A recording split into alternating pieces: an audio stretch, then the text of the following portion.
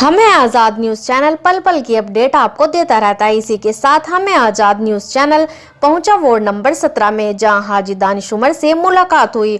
उन्होंने कहा कि वार्ड नंबर 17 में क्या विकास हुआ, क्या विकास होना है। हाजी जी ने यह भी कहा कि वार्ड नंबर 17 में टूटी हुई सड़क को देखकर बहुत चिंता होती है। वहीं पर वार्ड में राशन कार्ड में होने के कारण जो पात्र हैं उनको राशन न मिलने के कारण चिंता का विषय बना हुआ है। महिलाओं के लिए विशेष सुविधा के बारे में बताते हुए उन्होंने कहा कि महिलाओं को अब छोटे छोटे कार्य के लिए वार्ड से बाहर जाने की जरूरत नहीं पड़ेगी, सब कुछ सुविधाएं वार्ड में ही दी जाएगी। आगे बताते हुए कहा कि इन सब परेशानियों को देखते हुए मैं बहुत चिंतित हूं और अगर मुझे जनता वार्ड नंबर 17 से विजय बनाकर भेजती है तो मैं इन सब पर विशेष फोकस रखूंगा। हाजी जी ने हमारे संवाददाता सलीम फारूकी से की सीधी बात। तो मुझे लोगों ने, सब हर बिरादरी के लोगों ने मुझे मिलकर इसमें जो है इकट्ठा किया करके जो है सभासद प्रत्याशी को उम्मीदवार बनाया है। और अगर मुझे वार्ड वाले अपने क्षेत्र में, अपने पठानपुरे मोहल्ले में मेंबर बनाते हैं तो मैं काम करने के मेरे मुद्दे कुछ इस तरीके से हैं। जो सड़कें होती हैं और ये ख़राब हुई सड़कें, नल और पानी की पाइपलाइन टूटना और भी कुछ है, साफ़ सफाई का रखना, तो ये चीज़ों पे हम फोकस करके काम करेंगे इंशाल्लाह। ज़्यादातर बच्चों को स्कूल में जाने में, सड़कों में, रोड पे चलने में, बारिश बूंद में इनमें दिक्कतें होती हैं। इस चीज़ का हमें खास ख्याल रखते हैं कि राजनीति को हम अपना रोज़गार नहीं बनाने के, नेक नियत से खिदमत करेंगे, राजनीति को अपना रोज़गार नहीं बनाएंगे और सबका सहयोग चाहते हैं, सबका साथ चाहते हैं और की उम्मीद पे खरा उतरेंगे इंशाल्लाह।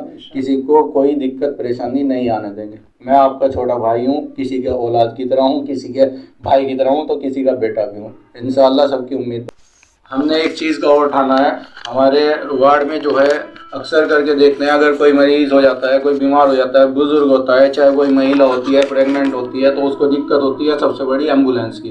तो हमने ये योजना बनाई है इंशाल्लाह। अगर वार्ड वासियों ने हमें कामयाब किया तो इंशाल्लाह हम 1 साल के अंदर अंदर अपने वार्ड में एम्बुलेंस का काम देंगे। एक एम्बुलेंस तैयार करेंगे जो हमारे यहाँ पर खड़ी रहेगी 24 घंटे। किसी भी वक्त आप अपना जो है उसको ले जा करके इस्तेमाल कर सकते हो।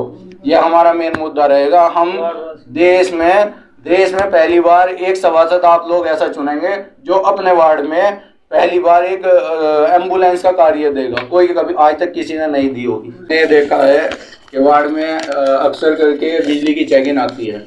बिजली के चेकिंग का जो होता है, अगर कोई चेकिंग करता है तो उसको ये चाहिए होता है पहले कि वार्ड में जिसकी भी बिजली चोरी की तो वो आके हमसे मिलेगा। कोई भी पुलिस वाला या कोई भी इलेक्ट्रिकल लाइन कानून के दायरे में ही काम करेंगे।